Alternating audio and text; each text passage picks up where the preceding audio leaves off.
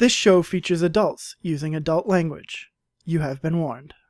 You're listening to episode 30 of the HammerCast podcast from the Hammer Gaming community, recorded Wednesday, October 28th, 2015. HammerCast, smashing buttons, clicking mice, shuffling cards, and rolling dice.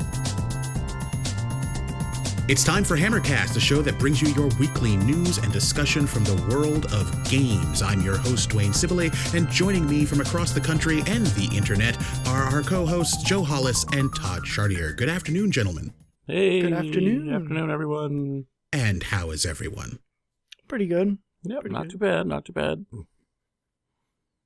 Well, we've got quite a bit of news to cover after our week-long hiatus. But first, let's get into what you guys have been playing. Joe, what have you been playing? So last week, while everybody was away, I decided to go and play through Mass Effect again. So I beat the first one. I started doing the second one, but then we updated the ARC server, or we reset the ARC server. So I've been playing a lot of that lately instead. And a little bit of Pokemon Shuffle on the side. Now, you mentioned we reset the ARC server. Is the ARC server going to start having the same concept of seasons like our Minecraft server does? Yeah, most likely. Eventually, when new maps start coming out, when we reset the map, we'll go to those maps instead, so that we get a different environment than we've been playing on the past, 4 months or so. Yep, and we won't tell the players what map we're going to go to, because then they could go look it up and see where everything is. This way it'll be more fun. Yes. Right. Nobody will know what to do. That sounds kind of neat. So are we calling this Season 1, Season 2? Because the first hack at the ARC server wasn't really seasonalized. Nobody really It is now. It is now. So are we going to call this Season 1? Is this Hammer Arc Season 1? What was the last one? Beta? 0.5? Yes. The pilot. Season 0. The It was prologue. The pilot. Yeah, the pilot. Oh, that could be a lot of fun. All right. Well, I hope you guys have fun there on ARC. Todd, what have you been playing? Yeah, I've been, we were on vacation last week, so that took up most of my time. So since I've been back, I've been playing some Pokemon Shuffle and a lot of ARC, since I was the one who had to do the update. That took some time and that kind of thing, and then we've been playing that ever since. Cool. I was also on vacation with you guys, and as a result, most of my gaming over the last week or so has been restricted to mobile gaming. Just things I could do in the hotel room or on a monorail or one of the Disney buses going around Walt Disney World. So I've been playing an awful lot of Pokemon Shuffle. I brought my 3DS with me to Florida and played Pokemon Shuffle there. And I got a secondhand Nexus 7 from Todd. And one of the first things I did once I updated the operating system and what have you was install Fallout Shelter on it. And it has pretty much become my go-to Fallout Shelter machine.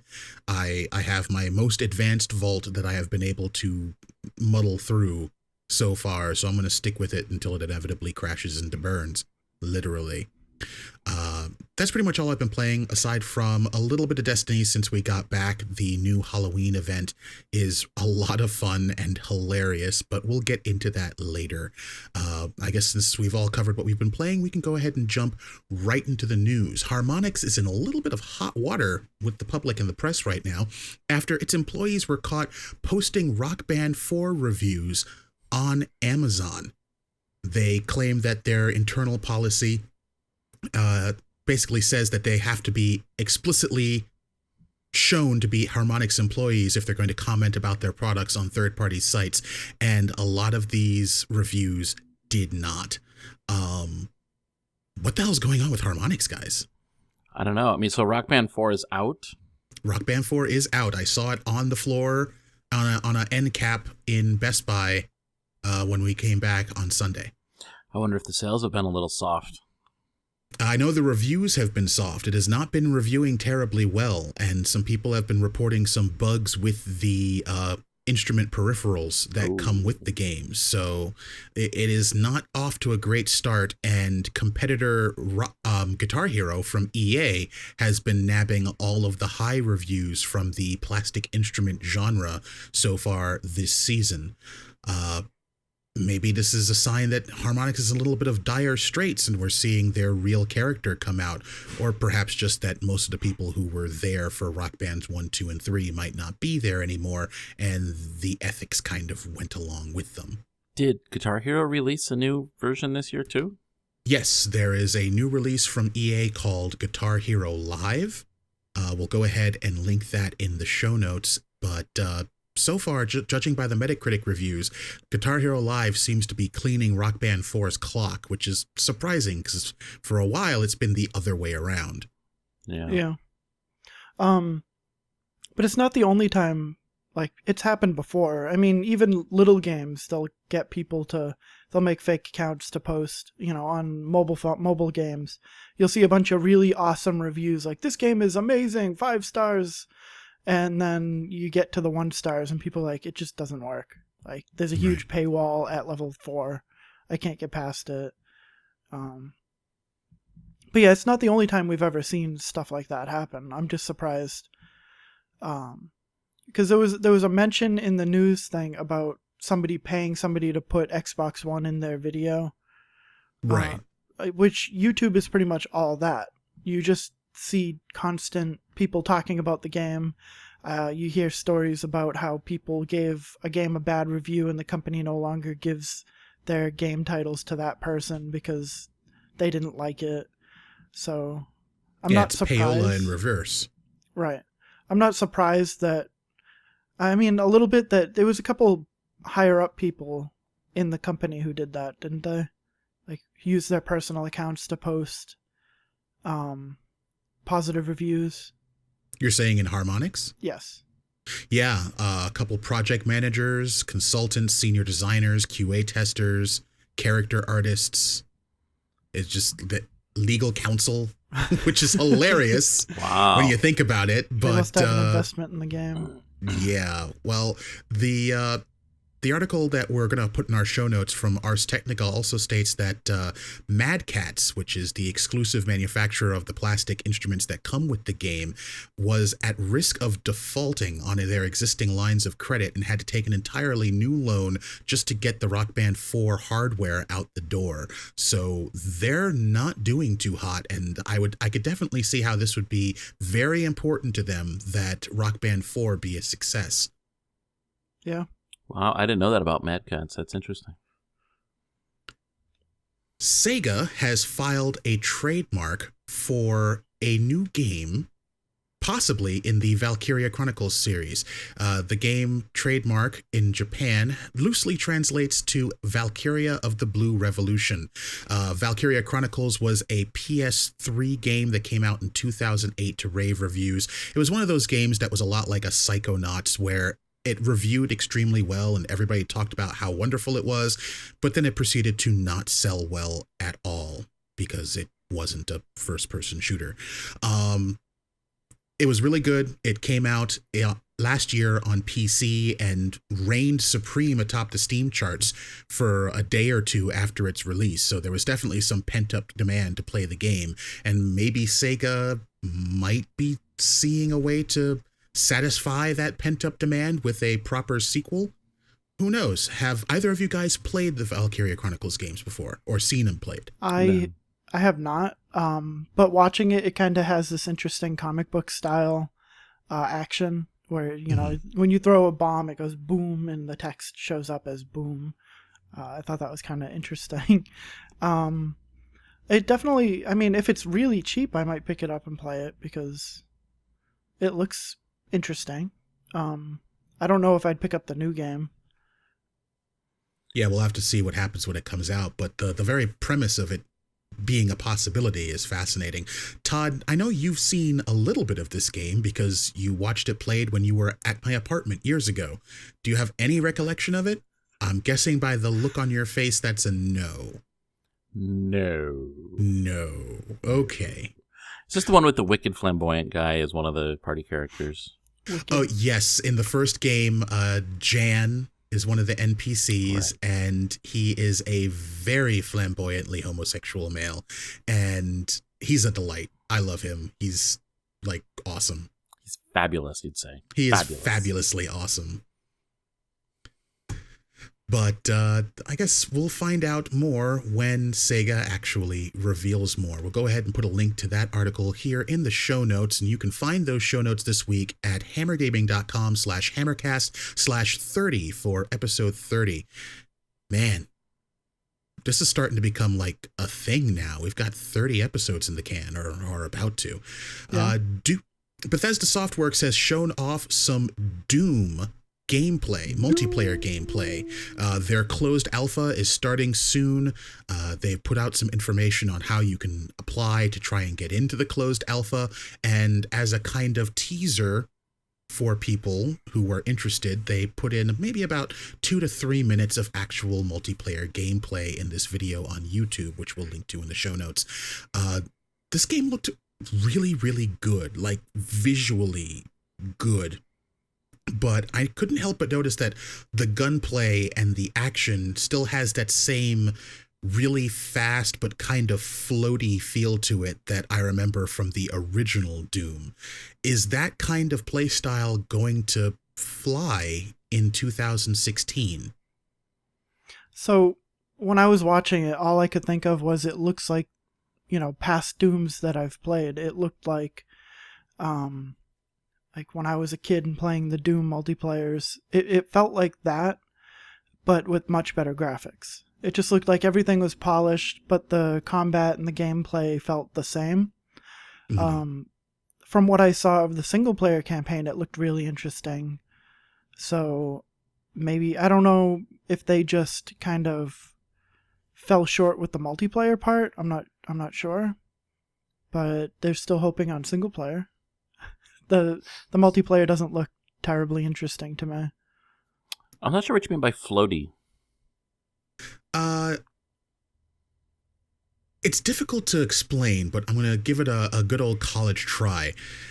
When I play a recent first-person shooter, like a Destiny, a Halo, even things that aren't really shooters, but you can control from a first or third-person perspective, like a Mass Effect or an Assassin's Creed, when you move your character, there's a sort of deliberateness, even when you're running, that makes you feel like the character's actually taking steps. Like there's head bob in a first-person shooter, or you can see the steps happening as you're, consuming ground in a third-person game. And when I saw those people moving around in Doom, I don't know if it was the lack of head bob or what, all of the movement seemed really smooth, like they were skating on ice instead of walking. And that kind of, after all these years, it has this kind of floaty feel to me when I'm watching it. Like it's just a head Like in a floating space. camera just flying Yeah, around. exactly. Yeah. Has Interesting. very little in the way of inertia or anything attached to it. There's just a gun sticking out of the corner of the monitor. It is the future. Like The when future. you see another player take a step and their foot lands but keeps sliding, Mm-hmm. it kind of just ruins the whole immersion feel. My immersion! Because like they take the step, like they're gonna, their foot should plant there, and then the rest of the animation should play, Right. and then the foot should lift up, and it should kind of flow correctly. But with some games, like their foot will land, they'll still be sliding, and then the foot will curl up, and it'll just look like they're sliding across the ground. Like they're just kind of sliding around with an animation playing, not that they're Right. actually moving across the ground. Yeah, there's a disconnect between their animation and what's actually happening to their model. Yes. So Sounds that's hard. weird. Yeah, I'm that's sure an it interesting is. problem to solve for sure. But you know what? Bethesda is kind of awesome. I mean, Elder Scrolls, hello.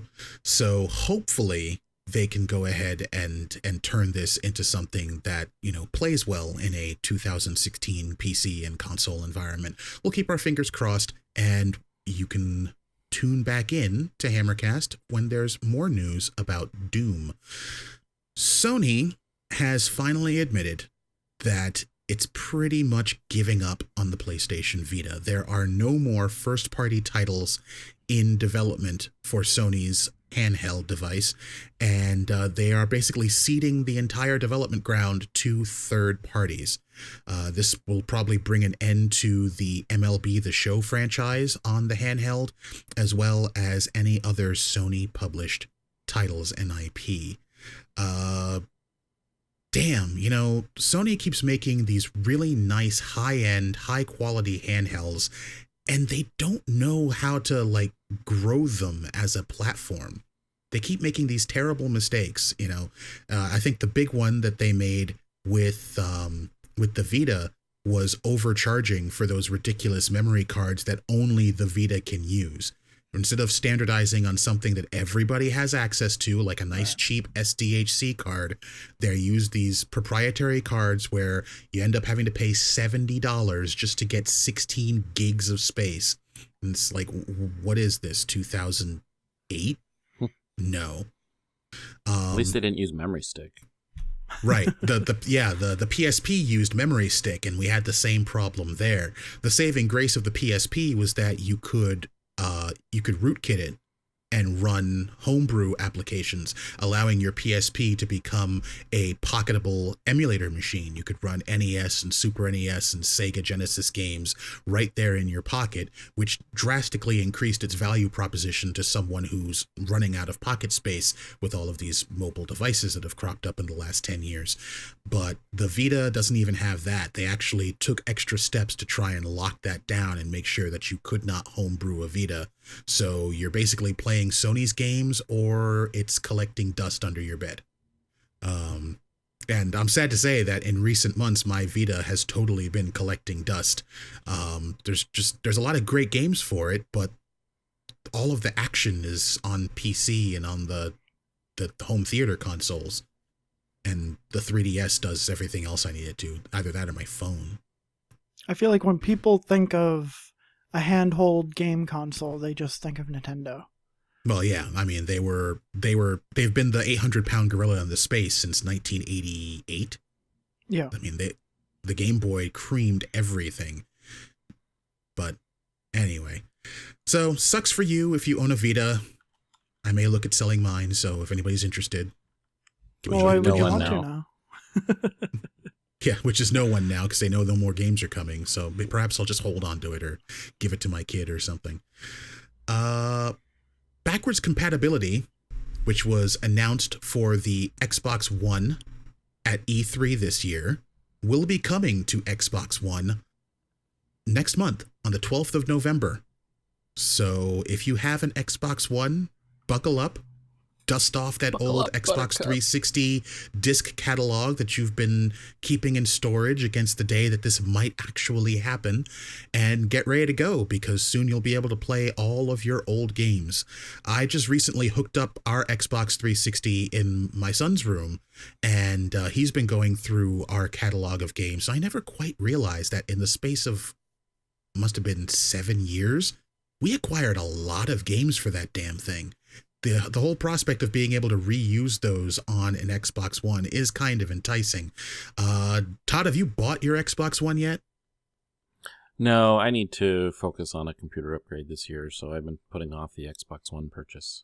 Even though the footage from Halo looks really good. Yeah. But it'll be an after Christmas purchase for me, I think. Joe, you had a 360 at one point, did you not? Yeah, I still have one. Oh, okay. Do you still play it all? Nope. It's in a box. Oh, it's in a box. Just like mine was until I hooked it up yesterday. All right. Well, those of you out there who have Xbox Ones, I hope you're looking forward to this, because it's coming to you very soon. And Halloween has come to Destiny. They've put together an awesome Halloween event. Last year's event for year one of Destiny was kind of underwhelming. You got a bag of candy that had a chance to turn into engrams, which you could decrypt into gear, and you got a pumpkin mask with 3 eyes on it, which made you look like a hive. And that was pretty much it. That was the extent of Halloween. Well, this year they're throwing a huge activity-filled event in game called the Festival of the Lost. And it's meant to honor the shades of the dead, which is a very appropriate theme. And there's a limited time event running for 2 weeks from this week until November 9th. There are paper masks that you can get and equip. And when you do things like killing bad guys in story mode or killing other guardians in PvP, you collect candy, and when you fill sacks full of candy, you can turn them in for a chance at loot or more masks. And there are other special quests that require you to fulfill certain things or perform certain actions with specific masks equipped. So for instance, there was a PvP quest that I've done this week where I had to run around the Crucible with a Crota mask on and kill guardians with it with precision damage. And then I had to switch to another mask and kill guardians using nothing but a sword. Was it a ski mask? No, it was... No. The sword one was the Crota mask, and you had to do precision damage on guardians while wearing an engram on your head. So it's like a giant D12 sitting on your head that's a specific color. So you go into the Crucible now and you see people show up at the beginning of the game and everybody's got a paper mask on. It's hilarious. The tower is also brilliantly decorated for the event. The whole soundtrack has changed. There's howls and wails throughout the tower. It's really brilliant, and Bungie definitely put their effort in this year. So if you play Destiny, go ahead and check it out. And if you don't, we'll go ahead and post a link to a Polygon article on the event in the show notes. Todd, that reminds me, tonight, after I edit the show, we should hit up some Destiny. Yeah, you've been saying that the last 2 days. I have. But Ark. But Ark. That's basically been the Hammer community refrain for the last couple of months. But Ark. Yeah, they'll run out of it eventually. There's more tabletop simulator games, too. That's true. That's very true. No Man's Sky from Hello Games finally has a release month. They've come out with a new trailer today. It was narrated by Rutger Hauer of Blade Runner fame, and they have finally told us that they're going to release the game in June of 2016. I'm excited and a little disappointed that it's so damned far away, given all the press that they did during the lead up to E3, during E3, and since E3. There has been a media blitz on this game on all of the various video game journalist sites, and it's not coming out for another 8 months. I feel like this was mismanaged somehow. What do you guys think? Okay, explain this game to me, because I watched the trailer, I read the article. We saw this at E3, right? Yes, we did. Yes, okay. So, explain the gameplay style to me. That's difficult because it's a little bit of everything. I mean, you pop into the world, you've got a ship and a suit and some weapons, and you can explore this huge procedurally generated universe. There is a vague overall goal to make it to the center of the galaxy, where there's some mystery to be found. God.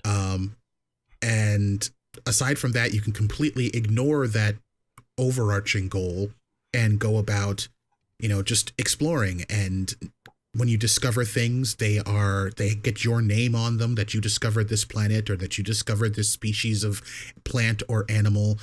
You can harvest resources from various planets and then take them up to space stations to put them up for trade or sale. You can ship things around, like move things like an elite where you buy low in one system and sell high in another. You can do the same in No Man's Sky. So it's basically a giant sandbox space multiplayer MMO space sim. So the multiplayer MMO part was not clear to me in that article. It said you could share things, but it didn't actually clearly say that everyone would exist in the same universe. Oh, yeah. In previous demos, they have said that everyone's going to be in the same universe. It's all online.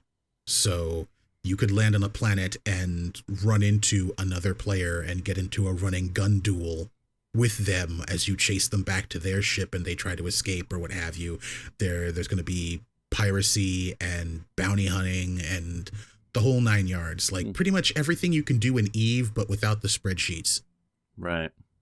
Well, I guess we'll see. I mean, the graphics didn't impress me much, but I guess we'll see what it looks like when it comes out.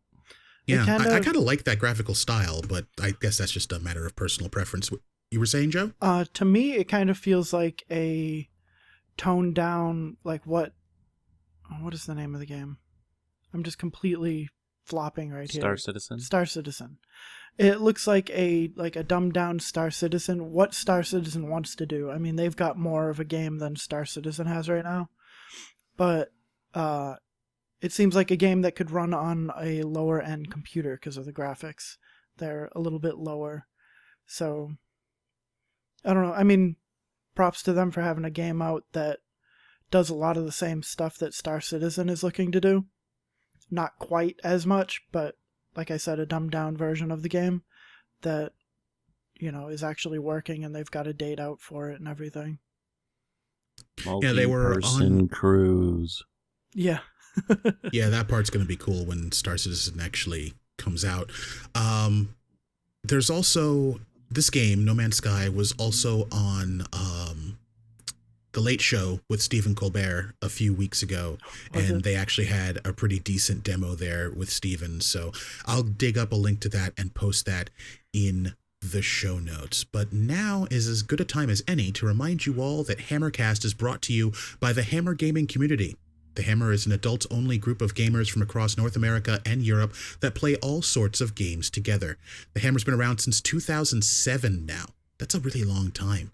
Originating as an MMO guild in World of Warcraft, but we've since expanded into a community in our own right, with forums, a Minecraft server, an Ark server, and the podcast you're listening to or watching right now. You can check us out at hammergaming.com. So I stumbled across this really cool Instructables instruction booklet, I guess you can call it, for creating a Pi station, taking a Raspberry Pi mini computer and integrating it into the case of a PlayStation 1 for the purpose of turning it into an all-in-one video game emulation platform. So you'd be able to play games from NES, Super NES, Genesis, Atari, PlayStation 1 even, because the hardware is good enough to be able to run those kinds of games. I don't know that I have the soldering chops to do this myself, but the Instructable looked really interesting. Did you guys take a look at this? Yes. I did a little bit, yeah. Yeah, it looks kind of neat. I mean, I think these are the types of things that the Raspberry Pi is making possible in these single-board computers. It's kind of neat. I'd like to see... I'm sorry. Go ahead, Joe. I'd like to see one set up at your TV upstairs, and then we could play old Genesis or NES games. I have zero interest in old Genesis and NES games. I mean, you did your time, you got out of it? Exactly. I moved on. I evolved. I'd play them a couple times before I got bored with it. Well, aren't there PC emulators that are far easier to use? Yeah, probably. You send me all the parts, Dwayne, and I'll solder it up for you. I may take you up on that. So one of the biggest problems for gaming history, now we've touched on gaming history a couple times on the show, particularly when we spoke about the Video Game Hall of Fame in New York and their inaugural class over a few episodes of HammerCast.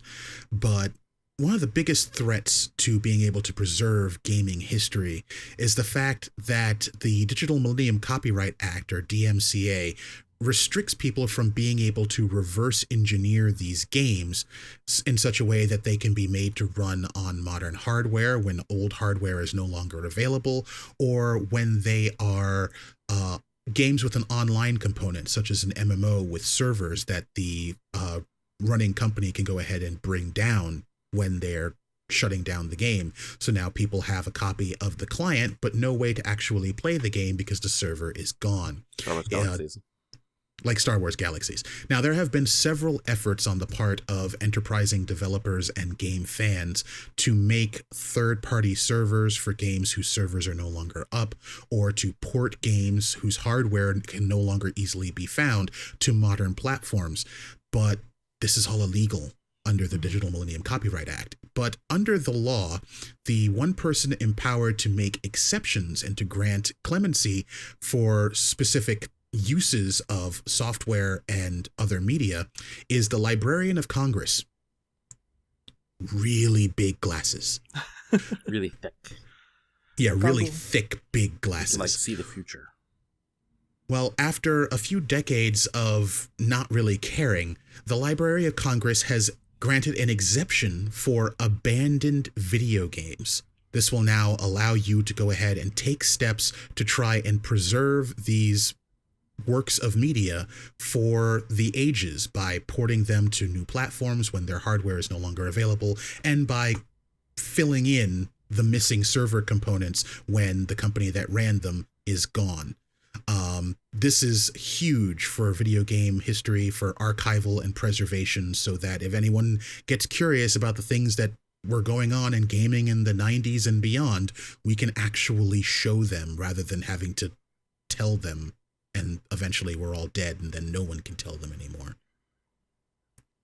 Yeah, and it's also, just to be clear, it's games that can only be played online and those servers are shut down. If it was a single-player game that had a multiplayer component, you can't modify the game to make the multiplayer component work again. Right. Well, you know what? That's a start. It's Yeah. a hell of a lot better than where we were before yesterday. Yeah, used to I can, hold on, Joe. I can read this. The librarian limited the exemption to games that can't be played at all after a server shut down, excluding games where only the online multiplayer features are lost. Oh. Yep. I used to play a lot of City of Heroes, and they shut down the servers on that completely and wiped everybody's characters. Everything's lost. But nobody's been able to, run their own server on it because it's been illegal. So it would be kind of interesting to see that game come back in some way. It was a fun little game to play where you have superpowers and jump around the city fighting crime. Didn't they make a newer version of that? No. Champions? Yeah, or something like that. Oh, I don't know. I just remember I had, a couple max level characters in City of Heroes way back when. I think that was Sequel Cowboys and Thorby's first soiree into MMOs. City of Heroes? Really? Yeah. Interesting. They had a map editor in it where you could make your own dungeons, and I made one and it got really high, ratings and stuff, and thousands of people had played it, and it was just a big joke the entire time. Like a running joke the entire dungeon, because you could make the NPCs talk and everything. Nice. Well, hopefully in future MMOs and current MMOs, when they inevitably go away, people will be able to preserve some of these awesome things for the future. A couple episodes ago, we talked about video games getting a lot more coverage in late night talk shows. Colbert, Fallon, Conan, and the like. Turns out that esports is starting to get the attention of ESPN. They have done an E60 documentary on Dota 2's international tournament, following one of the teams through their entire tournament experience. I didn't watch the entire thing because it's 60 minutes, but I just thought this was really interesting and worth mentioning that, esports is starting to get the attention of actual sports journalists. Any comments? It's just a matter of time, right? I mean, it's been like this over in Asia and parts of Europe for, 8 years, 10 years, something like that. It's crazy. When did Dota come out? Dota 2 came out in 2006 or something like that. So, that's been played fairly competitively. When did StarCraft come out? God, Korea has been all about StarCraft for the last forever. Oh, yeah. StarCraft was 98 or 99. Dota 2 came out in 2013. The original Dota being a mod for Warcraft 3, which I think came out in the early 2000s. Yeah. So, it's surprising it's taken this long to get here. Yeah, the that particular tournament, it had $18 million in prizes that they handed out to all the different, and It was actually because all the top teams have usually been from Europe or China. And this was the first time I think that an American team, or a North American team rather, has won it. How many of Well, those you people were spoiled it. actually originally from North America, though? I don't know. I know one of them was. He's from Oregon, but Right. one of them was from Pakistan, and one of them was from Taiwan or something. So, I don't know. Saying they're the American team, it's like, Well, North American. right. It's kind of weird. You stack the odds like that sometimes. Yeah. Still, they represented our area. They had our jerseys on, damn it. Right. Yeah. They represented us, so they are us. We're going to take pride in that, damn it. So, this week was the PlayStation Paris Games Week. Or was it last week? One of these weeks was the PlayStation Paris Games Week, and they showed off a whole mess of stuff. The thing I wanted to focus on first and most of all was the new gameplay footage from Horizon Zero Dawn. This was that game we saw at E3 where it was the redheaded dwarf woman. I don't know if she was a dwarf or a human. I couldn't tell. She was very stocky, so it was kind of confusing. But it was the woman taking on the robotic dinosaurs. And we all thought that looked really neat and kind of wanted to see more than just the video that they showed us. We wanted to see some more gameplay. Well, now we can. And I gotta say, I'm cautiously excited about this. I kind of want to play this thing. What did you guys think? I thought it looked really cool. I liked the use of, the tripwires that you can attach to the scenery in place and direct the herds to run through a thing. I don't know how much of it was scripted. Like, as soon as they got scared, they already knew they were going to run into that particular spot.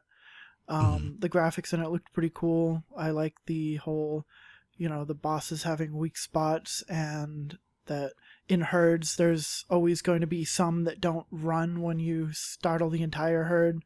There'll be designated alphas that'll stay behind to attack you. It all seems Right. very complex, and like there's a lot that you can do with tethers and stuff to try to keep the big preys from getting to you and pulling them down to the ground on you. I want to suppose see it a shouldn't be- robotic T-Rex in Ark. Yeah, I was about to say, I should not be surprised at your sudden interest in this game, Joe, given that you've been immersed in Ark for the last several months. Todd, what'd you think of this? It's probably not the kind of game I'd play. Is But it the kind of game you'd watch? maybe. I mean, I'll watch just about anything if someone else is playing it and I happen to be sitting there. I mean, I can always just play around on my phone if I get bored. But, yeah, maybe. I don't know. I'd have to see some semblance of a story and that kind of thing, because just gameplay alone doesn't, just make me buy a game. Right. So speaking of Ark, we already talked about Destiny having their Halloween thing. Ark this week, it's actually 4:30 Eastern time, so right now is their estimated time of arrival for their Halloween patch. Which we covered last episode, right? Yeah, but I'm just saying that, like, right now, which I'm dating our Right the video, hell now. is People supposed are to be probably one- in Discord bothering us to update the server right the hell now. No, it's Ark, so their estimated time of arrival is usually a guide point, not a fixed number. I see. Todd, are you muted? No. All okay. of those were visuals. Okay. Yeah, the chances of the Ark people putting out a patch when they say they're going to put it out is about the same chance of North Korea winning a war against China. Wow. I mean, it's just not going to happen. Right. Yeah. So basically, you just don't take any Arc patch release dates seriously. They've missed ever. them by days, and they keep saying, like, for those, like, let's say a day or 2 days, they just keep pushing the time back 2 hours. Right. Instead of just So- saying, yeah, okay, we're not going to make it today. We'll regroup again tomorrow and discuss it at 10 a.m. It's like, nope. They just keep saying 2 hours. Well, their major issue is that they'll not meet their time, but then they'll add more stuff that they're going to release when the patch does come out. and then they'll push that back more and then tag more stuff into the patch notes. And they just keep doing that where they add more to it when they couldn't get the original stuff out in time. And I don't know if that's... Go ahead. No, I was going to say, so basically the whole concept of a feature freeze prior to release is foreign to these guys. Yes. No, man, they're compiling the development branch and giving that shit to us. What? That's what it feels like. What? Because every time they go to do another build, there's more features in. So obviously someone else checks some shit in, and now it's like, hey, now this is here too. And the people are like, damn it. What? Okay, no. Must learn what release branch is. Yeah, I am very, very primed right now to go right into a dev rant, but I'm going to spare our poor listeners and keep it to gaming. A whole bunch of stuff was mentioned this week at the Paris Games Week run by Sony. They showed off some Uncharted 4 multiplayer, which looked kind of neat. Drive Club got a motorcycle expansion that dropped today. There's a new title in the Until Dawn series called Rush of Blood that's going to be exclusive to PlayStation VR. Gran Turismo Sport, the latest title in that very long-running racing series, will be coming to PS4 with the beta starting early next year. Quantic Dream has announced a new game called Detroit for PS4. These are the guys who made Heavy Rain and Beyond Two Souls. It's about an android who leaves her factory and explores a life she wasn't equipped for. And the game will explore what it means to be human. And also Street Fighter V, if you're a fighter fan, will be launching on the 16th of February next year for PS4. So that's pretty much it for the PlayStation Paris Games Week. Frontier had a really neat stream on YouTube Gaming yesterday about Elite Dangerous Horizons, which will be the first expansion to Elite Dangerous that will add planetary exploration as well as ground travel and ground combat to the game. We'll put a link to this stream in the show notes. If you skip ahead to about 25 minutes in, you'll actually see them driving around and exploring a planet and eventually kind of getting into a fight. And this looks kind of neat. One thing that came into my mind as I watched it, though, was the feeling that I've had ever since I first tried Elite. If only they had like 10 times the number of people in it, the game would feel a lot more interesting. The game always feels empty whenever I play. I haven't played it, so I wouldn't really know the significance of the ground exploration that they're adding to Elite Dangerous. I don't know. Unless there's some content there, there's no point to it, in my opinion. And that's been the thing that Elite's been kind of lacking. Yeah, aside from trading and shooting up other ships, what is there to do? Right, exactly. And I think that's going to be what Star Citizen has to kind of fight with, too. And, I'm sure that it's something they're thinking about.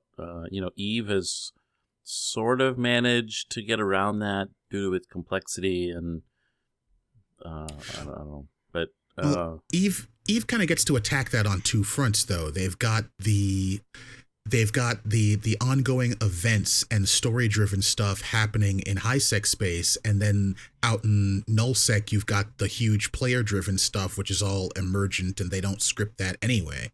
So on one hand, you've got a story that writes itself, and on the other hand, they can go ahead and take their time coming out with new story-based stuff every few months when they roll out a new expansion. Yeah, it's all been pretty light, though. I mean, the story stuff in Eve has been... Right. I'm not going to say non-existent, but it's... You have to go looking for it. It's fairly light. Yes. So, we're on the topic of space games and spaceships and stuff. Have you guys heard of a game called Pulsar Lost Colony? Can't say I have.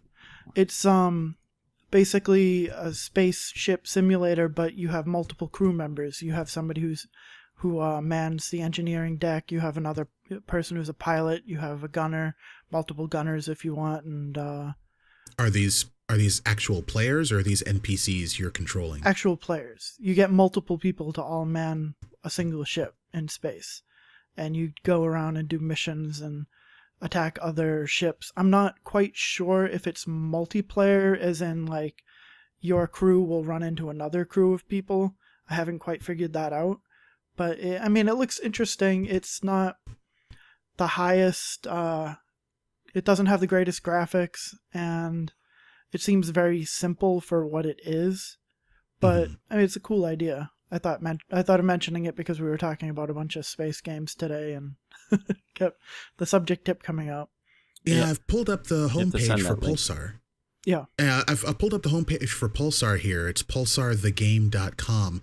And this game looks to me to be like a cross between Artemis, the Star Trek bridge simulator, and FTL, which was another indie game where you managed the crew of a starship on the run from a whole mess of badness. Both those games are really good. So the idea of getting your chocolate in my peanut butter or my peanut butter in your chocolate seems kind of neat. I would totally try this. Yeah, I'd try it. I haven't watched the video yet, but I'm up for anything the group wants to try.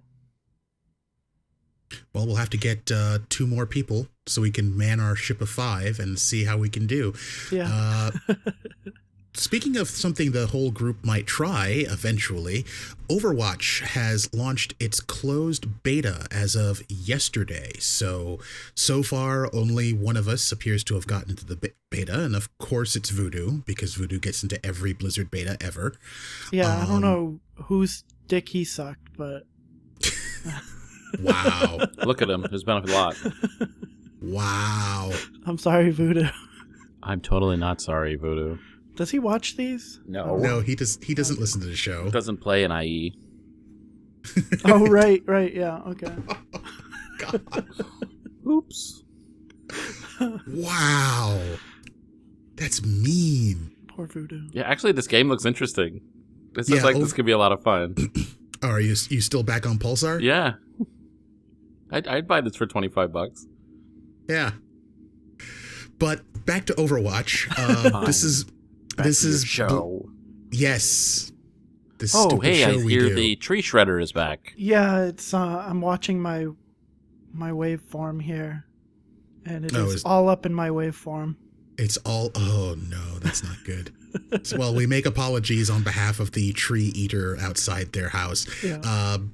Overwatch closed beta is now live. This is Blizzard's class-based shooter in the same vein as Team Fortress 2 and others. It looks to be extremely fast-paced. All of the heroes seem to be really well characterized. This game looks like it's going to be a lot of fun, and I hope more of us get into the beta, either closed or open, as the game proceeds, because I can't wait to get my hands on this thing. Are you guys going to give it a try when you get a chance? It's going to be another free game, right? Yes. I mean, if they put the effort into this like they did Heroes of the Storm, then absolutely. I think that's Blizzard's MO, so hopefully, fingers crossed. I will definitely give it a try. I keep checking to see if maybe I got into the beta. I was hoping that they would notice it's my birthday and then let me into the beta. That's right. Happy birthday, Joe. Oh, yeah, happy belated birthday, Joe. Thank you. It was yesterday, but we won't hold that against him. Right. Or 2 days ago when this video comes out, or audio comes out. All right, and last up, Nintendo has revealed their lineup for next year for both their consoles, the 3DS and the Wii U.